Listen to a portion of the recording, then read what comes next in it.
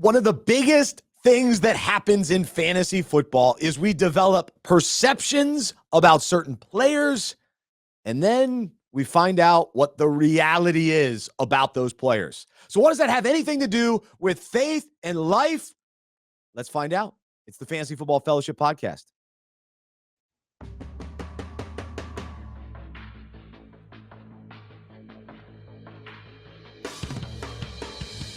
This is the Fantasy Football Fellowship Podcast.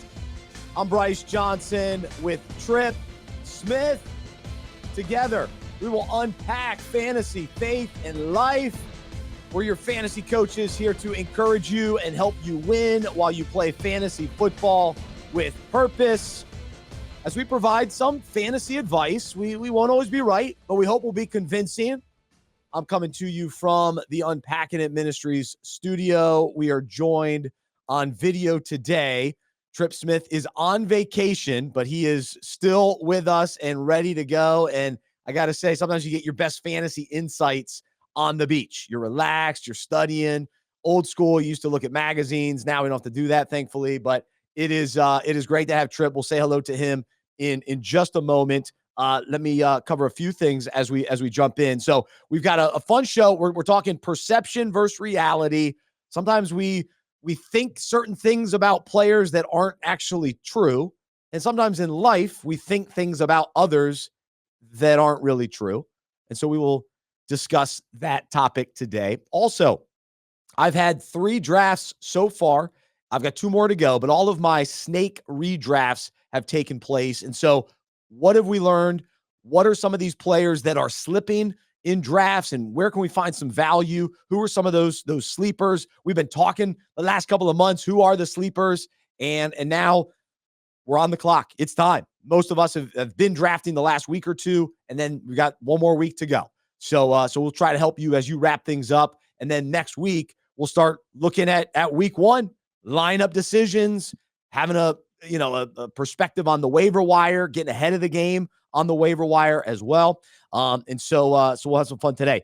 I encourage everybody to check out fantasyfootballfellowship.com and join our community, get a free membership, get access to all of our content as we take fantasy concepts, relate them to the Bible, relate them to life and faith. And so become a member as a fantasy manager, or if you want to lead your league and get your league together to talk about the content, the weekly breakouts, sign up for that. Or if you're a church and want to incorporate this within your ministry and what you're doing to reach certain people and get some guys connected and together, check out fantasyfootballfellowship.com. All right, let's say hello to Trip. Trip, you're at the beach. What beach you at? How you doing, man?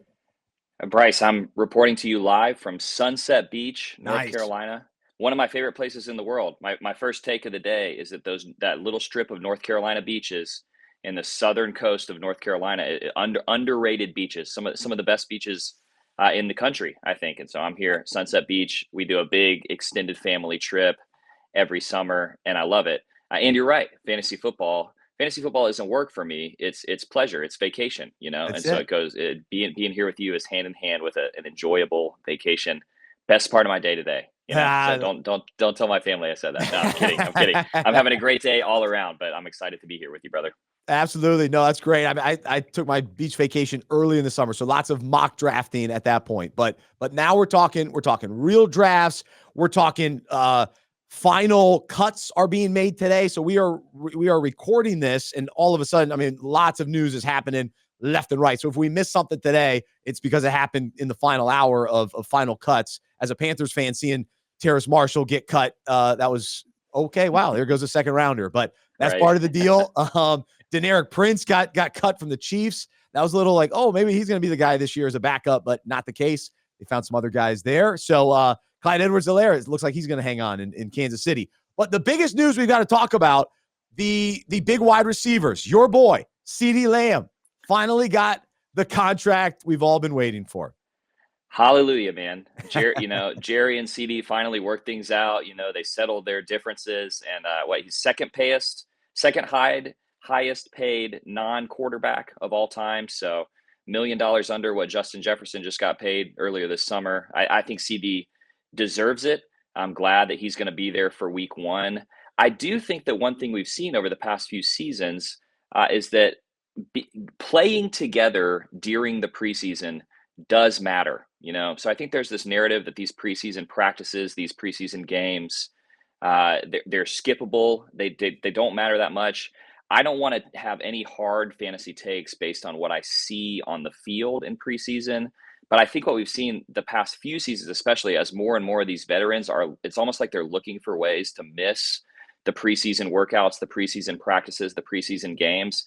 It seems like they come out a little flat the first couple of weeks of the season. So I would say that with everything that's gone on with the Cowboys this offseason, it does make me a little more hesitant to take Ceedee as the first wide receiver overall. That said, I love him as a player, and I'm excited he's going to be there for all of their games. So my philosophy has held up as far as when I'm drafting and I see one of these guys with huge question marks or just kind of contract issues and even sometimes injury issues as well. It's all factored in. I tend to avoid the risks, especially when I'm talking about the top three overall picks with Ceedee Lamb and including Jamar Chase in this conversation as well. Right. Or at least first round picks or first 3 rounds. That's where I'm trying to be pretty safe so that I've got a solid foundation for my team. And as I look back over the years, those guys that held out, to your point, they start off slow, or because they're not in the best of shape, they're more likely to get injured. And so that always is a big concern for me. The chemistry issues, other teammates maybe not being on the same page with them. And so they understand it's a business. So for the most part, that's not usually the issue. But all of that, it just concerns me a little bit. And when I look at the first round and I go, all these guys are studs, I'm probably not going to get Ceedee Lamb here. I'd rather take Bijan Robinson, which I did. So I did that twice. And then later on, I passed on Jamar Chase and took Jonathan Taylor instead of Jamar Chase. And so now Jamar Chase apparently is back at practice. His situation is still unique. He may start the season and not get a deal. So will he actually be out there? But you know what direction I have gone? I've been taking T. Higgins in drafts. Yeah. Yes. So he's playing for a contract. And let's just say my theory on I get nervous about guys holding out or holding in or whatever. If Jamar Chase doesn't work out this year, who's going to be the guy? It's going to be T. Higgins. So either way, I feel good about Higgins. And he's been going like pretty good value. So I've been psyched. I've been psyched to snag him a couple of times. And then the third receiver to throw into the mix, Brandon Ayuk, which we still don't really have an answer on him either. I think Ayuk plays this whole season with the 49ers. The difference between Ayuk and Jamar Chase and versus Lamb and Jefferson is that they still have 2 years left on their. This is not their final year of their rookie contract where they're holding out for an extension. The team has control of both of those guys for this season and the next. So there's not a lot of urgency to. I think that Ayuk plays for the 49ers all season this year. And the thing that I'm slightly worried about is that I think that Kyle Shanahan, as well as John Gruden, I think that they hold a grudge a little bit, So the whole emotional kind of personality factor, you don't want to have that front of mind when you're making these decisions about fantasy football. But I think there's a part of Kyle Shanahan that says, this guy's been stringing us along all offseason. And so when the rubber meets the road, if it's a question of Debo, Kittle, and Ayuk, who am I going to kind of favor in our offensive scheme?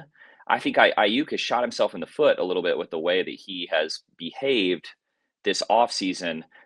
And I would rather have Debo Samuel over Ayuk. And I think Kittle is going to be the beneficiary as well. So I'm super worried about what things are going to look like for Ayuk this season. And I won't have him on any team because of where he's being drafted. No, it's crazy. I have seen him fall a little bit, but yeah, he's slipping a little. Yeah. Yeah. But did you say John Gruden? You said Kyle Shanahan and John Lynch. Did you say John Lynch? John Lynch. Yeah. Sorry. Okay. John Lynch. I was like, did I just hear John Gruden? I've got my signed football here. It gives me an excuse to talk about my signed John Gruden football. John Lynch, John Gruden, easy Okay. mistake to make. Just strong, big jawbones. Former These just Bucks. manly men. Yeah, the GM for the 49ers, John Lynch, not John Okay. Gruden. Yeah, There you go. I I people think I think Gruden listening or going, Lynch will hold a grudge there. Yeah, John Gruden doesn't have anything to do with this situation, so we don't have to worry about that at least. Thank goodness. Yeah. all right. So, hey, we're just we gotta, make sure we know what we're saying here. But I was like, That's make good. sure I Yeah. know what I'm hearing too. All right. So the other kind of big thing news wise, lots of injuries. That's always a big part of it. But specifically, guys that will start the season on IR and PUP. There are a few guys that were wondering, all right, are they going to be healthy week one? It looks like Jahmyr Gibbs is going to be good. Sam Laporta, Jalen Warren. Some of those guys we were worried about, the hamstrings. All right, they should be fine. But when we talk IR, PUP, there's like the NFI list. I don't know what all these lists mean. I just want to know, are my guys playing or not? But it seems like a bunch of these guys are being added to this. All three lists seem to be the exact same thing. They're out for 4 weeks. All right, fine. You're not going to play for 4 weeks. So what does that mean? What do we do with Nick Chubb, Jonathan Brooks, TJ Hawkinson? I'll even throw Keaton Mitchell in there, Marshawn Lloyd. So these are guys that you have to decide, do I want to waste a bench spot and wait for these guys because you really believe in them? And then when you're drafting, how late or how early are you willing to take some of these guys too? Jonathan Brooks, you got to pay a decent price for. Like in the draft that I was just in, I was staring at him and I go, if I draft him right now, he's my RB2. Well, I can't do that. But then another guy drafted him as his RB3. Okay, fine. You can somewhat justify that. You're hoping that, hey, in week 5, he's going to come back and be a stud. So what has been your approach with this kind of specific group of guys? Do you have a specific strategy or principle, or now that you've got drafts coming up? So will you target any of these guys? And then I guess we also have to factor in, it just depends on if you have an IR spot. Most of the leagues I'm in you have 2 IR spots. And so if you can stash a guy, it really just means you extend your bench. And so if that's the case, there is I think you can make a case to target these guys in the right round, and it actually adds value because this is a 17-week season if we talk about playing in the fantasy championship.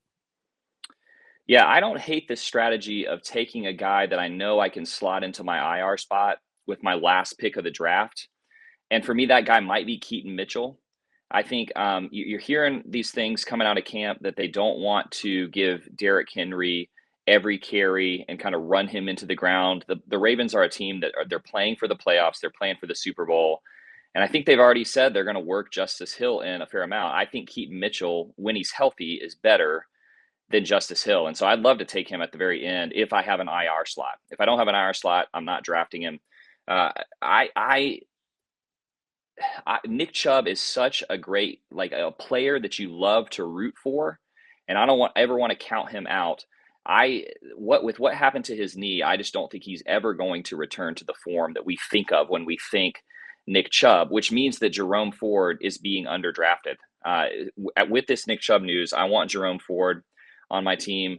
Similar dynamic with Jonathan Brooks and Chuba Hubbard. I've already stated on an earlier podcast, if the Panthers start off like 2-8, 3-7, I don't see any reason why they rush Jonathan Brooks back. And so I think Chuba Hubbard is the starting running back for the Panthers until their bye, which I think is week 10, week 9 or week 10. So again, that means that I'm not going to have Jonathan Brooks on my team because you have to take him so early. You pointed out that he could be the kind of guy who wins you your playoff games when the fantasy playoffs roll around. And so with some of these guys, I'm kind of putting their names in the back of my mind, and maybe I try to trade for them later in the season. But man, guys who start the season on the IR, that just makes me nervous. And especially with running backs, I don't see myself having Chubb or Brooks on my team. Keaton Mitchell's a name just to keep in the back of your mind. I think he's a guy to pay attention to later in the season. He's such an athlete, such a dynamic runner that if he comes back healthy, he could be a fun guy to have when your fantasy playoffs roll around. But yeah, and he would be a great compliment to Derrick Henry. Like, because what Mitchell did last year in very limited amount of touches was amazing. Now he had a major knee injury, so he's got to come back healthy from that. So that's a big if for sure. But he is young. Chubb is a little bit older. The one guy that I'm wrestling with is TJ Hawkinson. I'm a big Hawkinson fan. Liked him in Detroit. Liked him. He's been great in Minnesota when healthy. I've avoided Minnesota. I don't have any Vikings players on any of my 3 teams. And so I'm okay with that. I feel very good about that. I brag about that. I'm strategic about that. But I have Hawkinson in a keeper league that I have to make a decision. Do I want to keep him, stash him on the IR? And I may do that. But then it's a keeper. So I have to decide, all right, is that worth him being one of my keepers? So yeah, but I've snagged Marshawn Lloyd as a backup running back in Green Bay because I am not a Josh Jacobs fan, and AJ Dillon has crushed me. He's crushed my heart too many times. So I can't do it again. I'm not going to put myself out there. So Marshawn Lloyd's he's going to start on the pup list or whatever. So, but he's a guy late in the season I think could get some time, get some action. All right. So there you go. There's a couple thoughts on some news. You mentioned one thing. You said the Panthers bye. I don't know when the bye is, but guess what? I never worry about buys. I'm not a buy guy. I had this conversation after the draft on Sunday night. I was telling some guys this. When I'm drafting my players, the last thing I'm looking at is, what buy do they have? And some people say, that's foolish. That's silly. You don't want 6 guys on the same buy. Well, we're talking about August. I mean, it'd be awesome to have the same 8 players as my starting lineup as what I've drafted, but the chances are that's not going to happen. I'm going to have injuries. Certain guys on my bench are going to be better than guys that I've started. I'm going to grab guys on waiver wire. And so by week 10, my team's going to look slightly different. And the buys, if I was making decisions based on buys, I don't think it's worth it. That's my opinion. And let's just say everything went perfect. My team is great. And I've got 6 guys on the buy in week 10 and I lose that one. Fine. It probably means I've got a great record up until that point. So I can afford a loss if that's the case. So I don't know if you agree or disagree, but that's my take. Yeah, I totally agree. I've been in draft rooms with those guys who think that they're playing 3D chess, and so they won't take players with the same bye week and all that stuff. It doesn't matter. It just doesn't matter. You can work that out as those bye weeks come. I do think that what we see in the real NFL is that they will use bye weeks as kind of transition moments, Definitely, especially if the team is bad. So if the team is bad, they'll say, for instance, I think if Jacoby Brissett starts for the Patriots or if he isn't seriously injured, I think the Patriots say the beginning of our schedule is brutal. Our offensive line is terrible. We're not winning this season.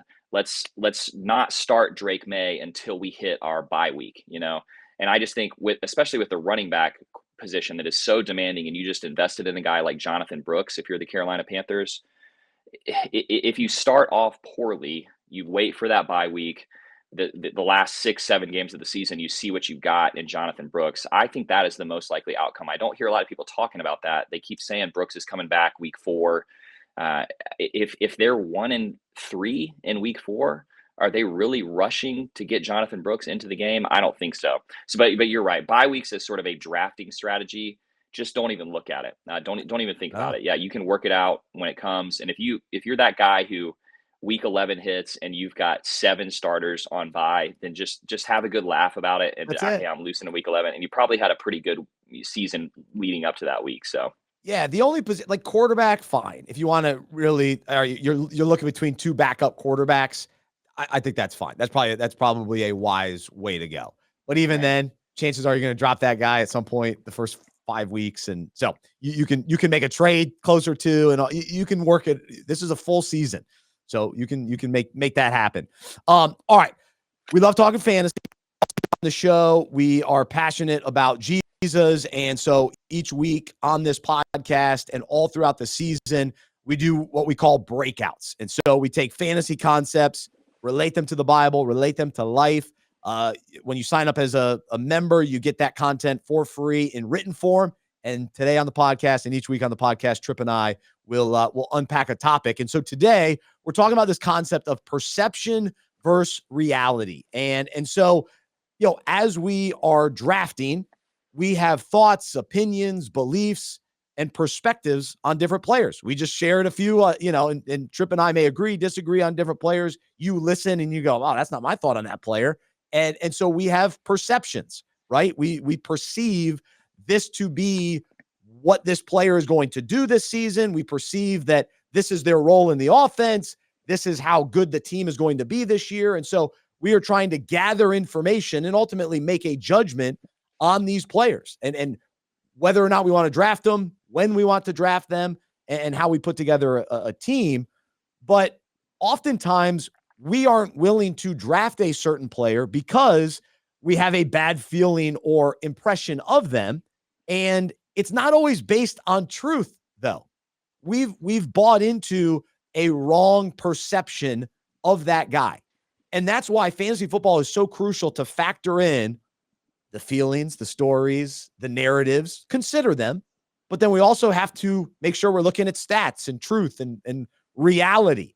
And sometimes we can't figure out all the truth until the games are actually played, but we have to be able to decipher the best we can. And so, Trip, when you think of different players that you believe maybe the fantasy community has the wrong perception of, or maybe somebody that you feel like, man, my perception of this guy is this, but maybe I was wrong and the reality is this. Who comes to mind for you?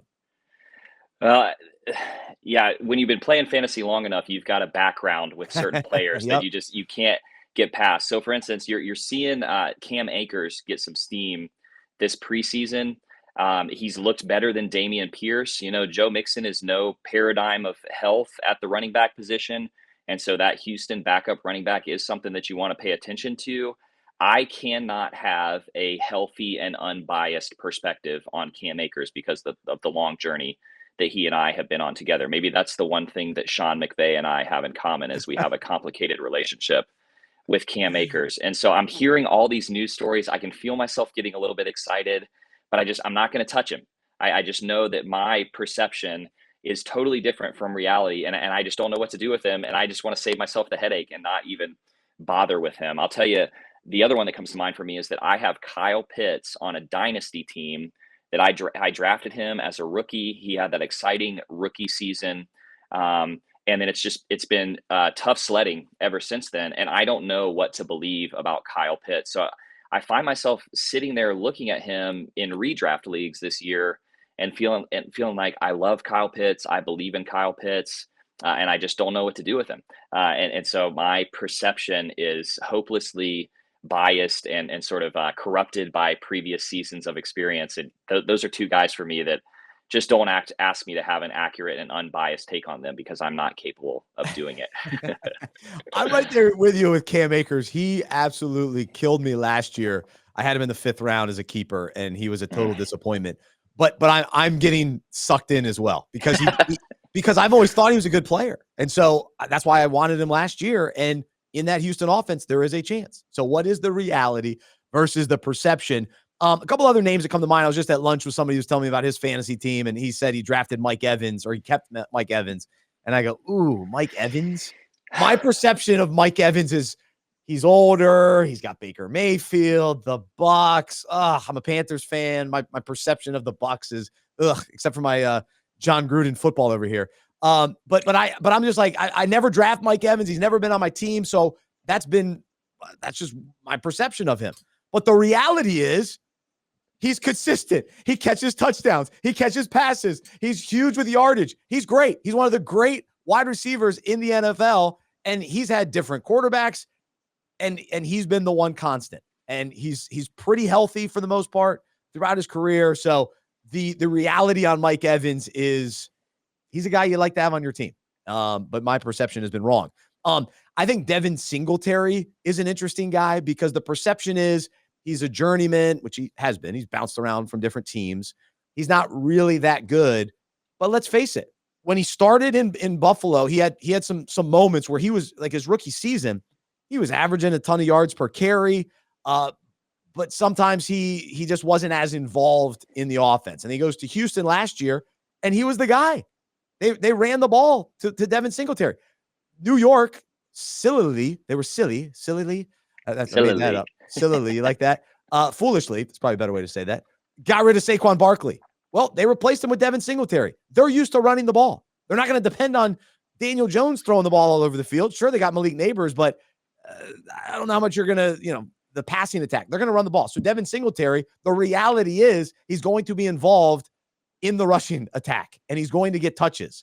And so this perception that he's just not that good, you might miss out on some value because Singletary's going pretty late in drafts and can give you at least running back 3 production, if not more.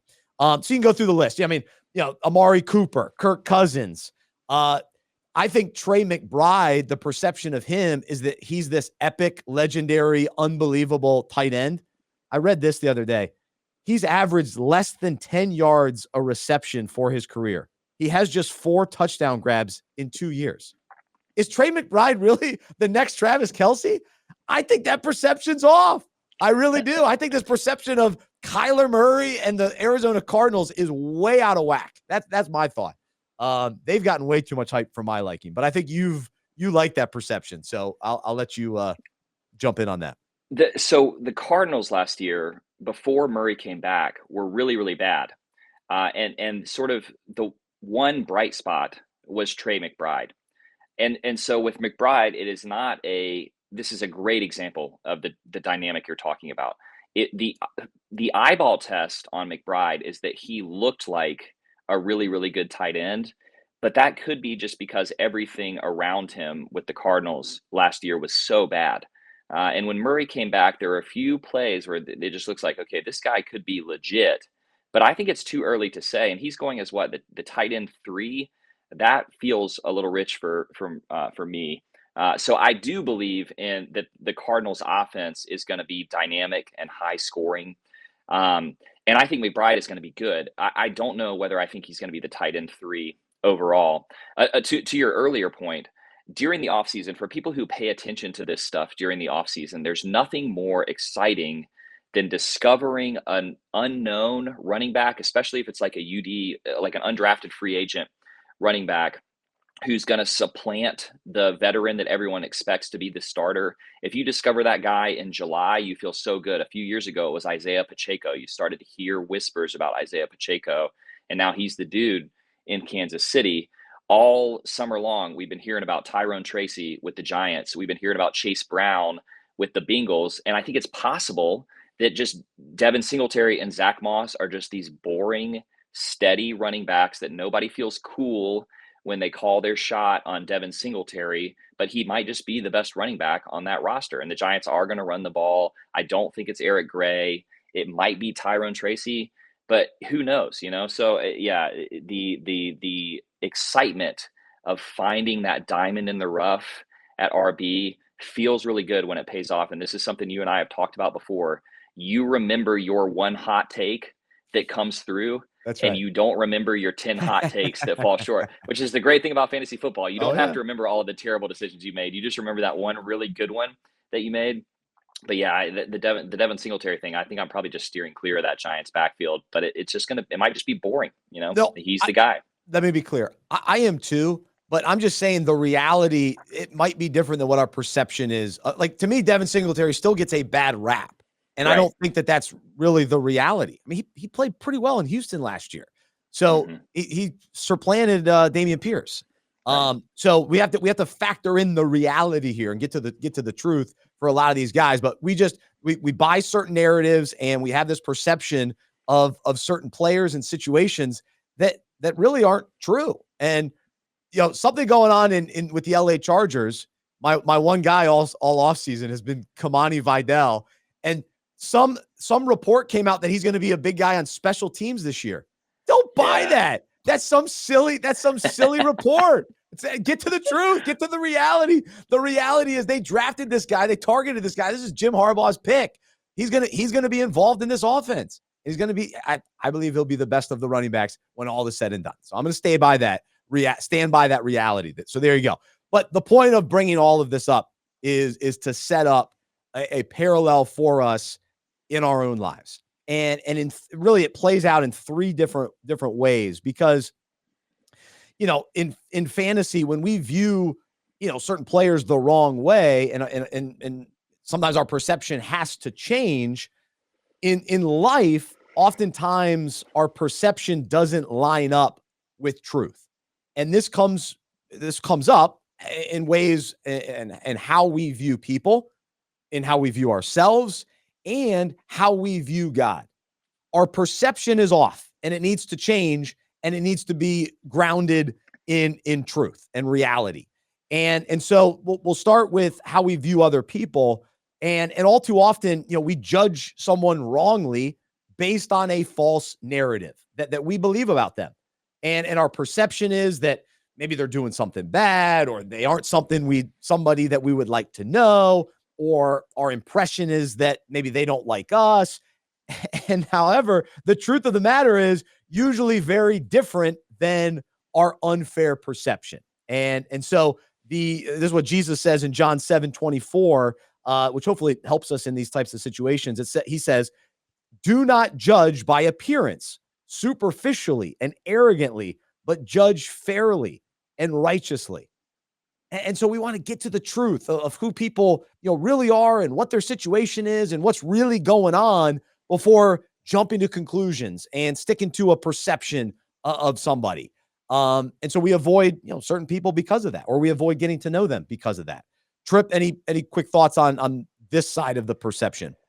I mean, the very first thing that the Bible tells us about other human beings and ourselves is that we're made in the image of God, and I think that is the great corrective towards the bias, the arrogance, the unrighteousness that I can treat other people with, especially people who I disagree with, or who are very different Mm. from me, is that I forget that they're made in the image of God with extreme, supreme dignity and value. And so, yeah, I think that the corrective to that narrative of bias and of anger towards another person is to remember, here's someone that God values greatly, who God treasures, and who am I to devalue them and to disrespect them? So Mm. that's what I want to keep coming back to when it comes to the narrative with other people, the perception with other people.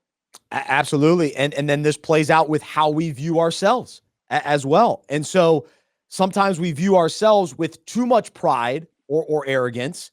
And so when that happens, we can be reminded of what Paul points out in Romans 12:3.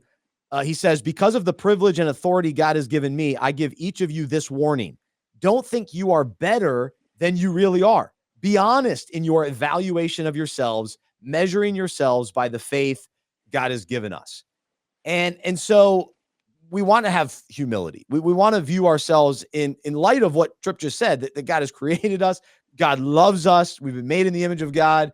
And ultimately, though, we are humble in response to God's grace and love, and recognizing we are broken, and we are in need of a savior. And we do fall short. And that's why we need Jesus.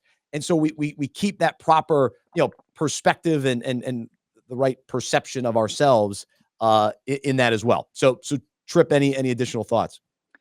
I can't remember where I heard this, Bryce, but a few years ago, I heard a pastor say that, as humans, one of the things that we're prone to is making ourselves significant in all the wrong ways and insignificant in all the wrong ways. And so on the outside, for me, I think, hey, if I don't advocate for myself, if I don't promote myself, if I don't defend myself, then no one's going to.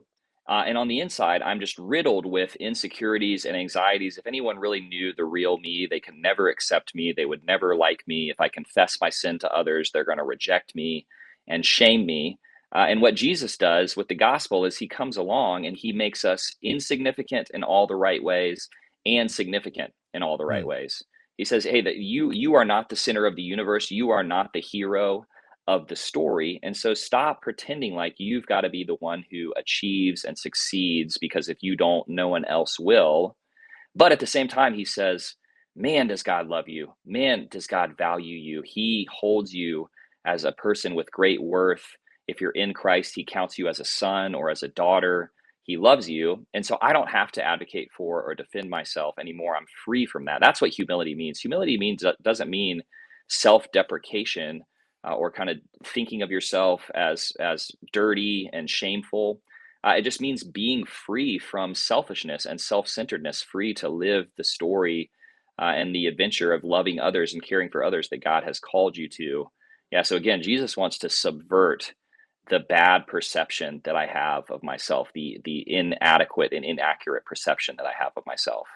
That's exactly it. Because we could think really highly of ourselves or really bad about ourselves. Right. That's Right. why Right. we gotta view it through the lens of truth, and not thinking that we're worthless or we're a failure. No, we're valuable, not because of our own greatness, but because of who we are in Christ, Mm. and adopted into the family of God, and that He values us, and He gives us that value. So the last piece of this, as far as perception versus reality, people's perception of God and my perception of God can be off at times, and we can buy wrong narratives about him and have the wrong perception of his character and who he really is. And so we have to be careful not to have misguided feelings about him that would lead us to avoiding him or undervaluing how amazing he is and how loving he is and how he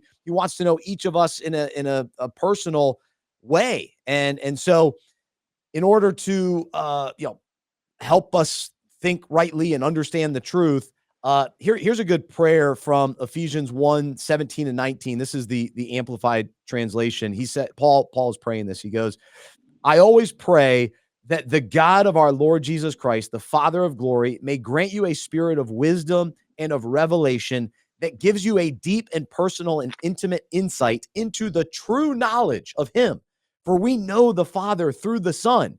And I pray that the eyes of your heart, the very center and core of your being, may be enlightened, flooded with the light by the Holy Spirit, so that you will know and cherish the hope, the divine guarantee, the confident expectation to which he has called you, the riches of his glorious inheritance in the saints, God's people. And so that you will begin to know what the immeasurable and unlimited and surpassing greatness of his active spiritual power is in us who believe. These are in accordance with the working of his mighty strength. So there's a lot there. There's a lot, again, Ephesians 17 and 19.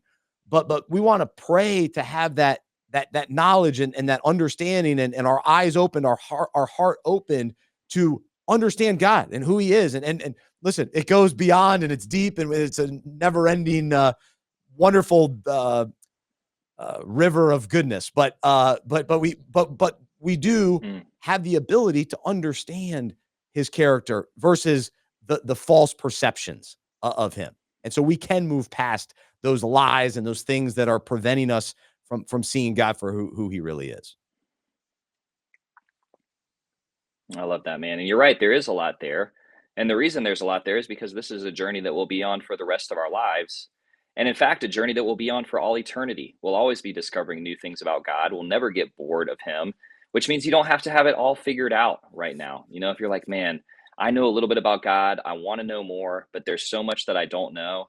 Not only is that not a bad place to be, but hey, you're in good company. That's the story of the whole Bible, and that's going to be the story of eternity. So we really can pray, hey, Lord, by the power of your Holy Spirit, open my heart to understand who you really are. You use the word narrative, Bryce, and that's exactly, there are so many cultural narratives about what God is like, and almost all of them sort of turn God into a caricature. They overemphasize one detail or one character trait to the neglect of all the other beautiful things about God, and the way that we heal from those imperfect and incomplete narratives is to meet God in his word and ask him to reveal himself to us, and he really will answer that prayer. He loves to show us what he's like, and the main way that he does it is in the person of Jesus. So yeah, let's be grounded in truth. And so we've got to actually dive into God's word, not just listen to what other people or whatever narratives are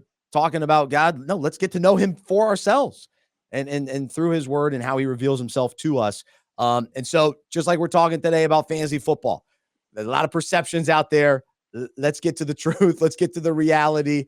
And same for us in our beliefs and thoughts about others, about ourselves, and most importantly, about God. So I hope that that's encouraging for us today. I know it is to me, this perception versus reality. So that's this week's breakout. Good insight from Trip.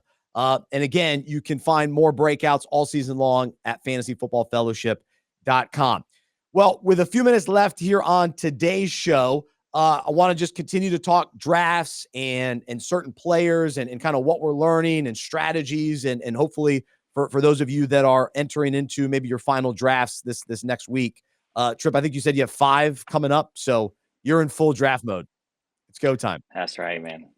Draft season, baby. Yeah, I'm going to have a 4-day stretch with 5 drafts. I can't wait. I love drafting. Yes, it is a blast. I've had fun. I will say this. I drafted 7th overall in my last 2 drafts, and my teams are way different. It is wild. One was on Fantrax, one was on ESPN. And so when you're drafting online and you see the players right in front of you, it changes how the draft goes. It really does. And so I will say, though, what I've stuck with, I have punted the quarterback position so far this season. And I was okay in my first draft. I ended up with Jared Goff in a 14-team league. I'm okay. In my second draft, I landed with Jaden Daniels, who I was a little hesitant about on last week's show, but I got him at a good price, and then I followed that up with Trevor Lawrence. And so I feel really good about that 1-2 punch heading into the year. However, my decision to punt cost me dearly in a 12-man league on Sunday night at church. I wanted Trevor Lawrence, and the guy right before me sniped him. I got sniped. I got sniped all night long. It was one of those drafts where nothing was falling my way. On Wednesday, it seemed to be falling my way. I felt pretty good. Sunday night, the opposite. I wasn't getting my exact guys. It was a weird draft for me. Guys were going way earlier than anticipated. So you have to adjust. And thankfully, I was able to land on Jared Goff, because if I didn't, I was in big trouble. So now I am riding high on Jared Goff. So that was one thing. And then because things didn't go exactly how I thought, I ended up getting Garrett Wilson in the 18th overall spot. And here's a player that I never put on my draft board. I'm not real into the Jets. I'm not totally convinced of Aaron Rodgers, but we know the talent with Garrett Wilson is there. We've seen it with our eyes. He's very good. And coming out of Ohio State, he's a stud. And so to get him as my number 1 wide receiver, I took Jonathan Taylor in the first round. That 1-2 punch, I feel pretty good about with the 7th pick to get both of those guys. So anyway, so that's my 2 lessons are this: be willing to adapt if value falls to you. So Garrett Wilson fell to me, and I go, I can't pass on Garrett Wilson, even though he hasn't been on my board. I've got to take him here, and so you have to be willing to do that. Now, there are certain guys that are on my do not draft list that I'm still passing on him. Jalen Waddle, he was sitting there, and I know you like him, but the value is there, and I go, I can't take him. I'm not doing it. I can't pull the trigger. And so I didn't. I did not. But with Garrett Wilson, I did. I still can't make up my mind on Javonte Williams. I don't know when to take him. I don't know when I feel comfortable taking him. And I'd feel the same way about Brian Robinson. So I haven't been able to take him either. I'm not against him. I just don't know when to get them. So I don't know if there's any players that you're still wrestling with. You're not sure how you feel about them, or guys that maybe you'd be willing to draft that, yeah, normally I don't want them, but if you fell, I would. I don't know any guys that come to mind for you. Yeah, as I'm doing mock drafts and a couple of best ball drafts, what I'm realizing is that I want to wait on running back and quarterback, and I want to load up on some high-end wide receivers early. I think I'm coming around on the idea of also wanting one of those stud tight ends. So Garrett Wilson, if you ask me, pick a wide receiver outside of the big 5 who could finish as the wide receiver 1 overall, the answer there is Garrett Wilson, easy for me. So if I don't get Amon-Ra St. Brown or one of those first 5 guys, Garrett Wilson is the one that I want. And so 18th overall, I can't believe that. I feel great about that. I still think, it depends on the other thing that what you said highlighted is pay attention to the platform that you're drafting on, because some of those platforms with their rankings in your draft room adjust much faster to news than other ones do. And so on ESPN, I still think that Cooper Kupp is undervalued. If you're drafting on ESPN, he still hasn't risen enough up the draft boards. And so I feel great about taking him. I just think that we talked about this before it happened, Bryce. So you and I predicted this. Don't let anyone tell you otherwise. We were the first ones to say the Jaguars are going to be much better this season Let's go. than they were last season. They looked good in the preseason, but they look sharp. good. Yeah, and I just think Trevor Lawrence is healthy. I think ETN is great and is going to be great again this season. And so, yeah, I think waiting and getting Lawrence as like the 15th quarterback overall Now, again, you got to pay attention to what's happening in your draft. And if there's a run on QBs and dudes are drafting their backup Oh, quarterback before you have your first one, you better act quickly. But I'm generally willing to. I think right there, 14, 15, 16 is Tua, Trevor Lawrence, and Jared Goff, and I'm willing to take any of those guys with the understanding that maybe I'm looking to pivot or to make a trade down the road, but they're all going to have strong starts to the season. I'm happy to wait on quarterback this year. so the one position that I want one of them in the top probably 6 rounds is a tight end. I want one of the better tight ends. You can get some, maybe, throw some dart throws later in the draft. That's fine as your second tight end. But I actually want to secure one of those guys. So far, Evan Ingram, let's go. He looked great in preseason. I've got him. I've got Sam Laporta, and I finally got my boy Dalton Kincaid. So I There we did go. secure him in the church league Sunday night. So those are my 3 tight ends. So I want one of those guys. I got Laporta, I think, in the 3rd round, which I felt comfortable with. I'm Yeah. not necessarily going up to grab him in the 2nd round, but if he falls to the 3rd, I feel more comfortable with him. And now knowing that his hamstring hopefully isn't an issue, he'll be ready for week 1. And then I'm trying to think the other guy that I would take. Those are basically the 3. Those are the 3 tight ends that I want. One of those Yeah. guys in my drafts. I don't hate the strategy of taking Mark Andrews. And then if you have a deeper bench, so if your bench is bigger than, let's say, 5 bench players, if you got a 6 or 8 bench player league, getting Isaiah Likely Oh, late yeah. in the draft, if you can hold on to him, I think Andrews is good. And if he stays healthy, he's going to be pretty solid.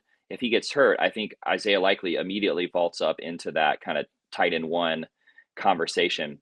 If I don't get one of those, let's say 7 or 8 top guys, I think it's probably like the 7, where Ingram's somewhere around 8. I'm Oh, he's waiting like on tight 6. end. I hope he should be 6. But yeah, I hear You you. think so? Yeah, I Yeah. think he should be If 6. I don't get, okay, Yeah. maybe Pitts, Ingram, they're all around there. Maybe I think about Njoku. If I don't get one of those top 7 guys, let's say, I'm waiting till the end of my draft.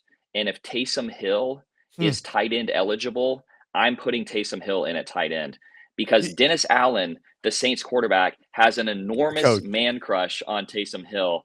And Taysom Hill looks like he's going to be their red zone running back. I'm you're happy buying the to perception. You're buying the look. perception. Remember, hey, hey, check with me. Check back in 6 weeks, man. But I just think Taysom Hill. There are going to be weeks where he gives you 4 points, and then there are going to be weeks where he gives you 20 points. And if I don't get one of those stud tight ends, I'm happy to wait till the end and just get a guy who might win me the week. And if I put him in there and he scores 5 points one week, I probably don't feel that bad about it because it was the last position that I drafted. But hey, look, man, everything. Dennis Allen is in love with Taysom Hill. Dennis Allen may not be the coach of the Saints by By week week. 5, Yeah, no kidding. but for now, he likes him some Taysom Hill. And Kamara is going to be more of a receiving back. I just think when they get in the red zone, I think Taysom Hill is going to score a bunch of touchdowns again this season. So I'm happy to be disagreed with on this, man, but I believe.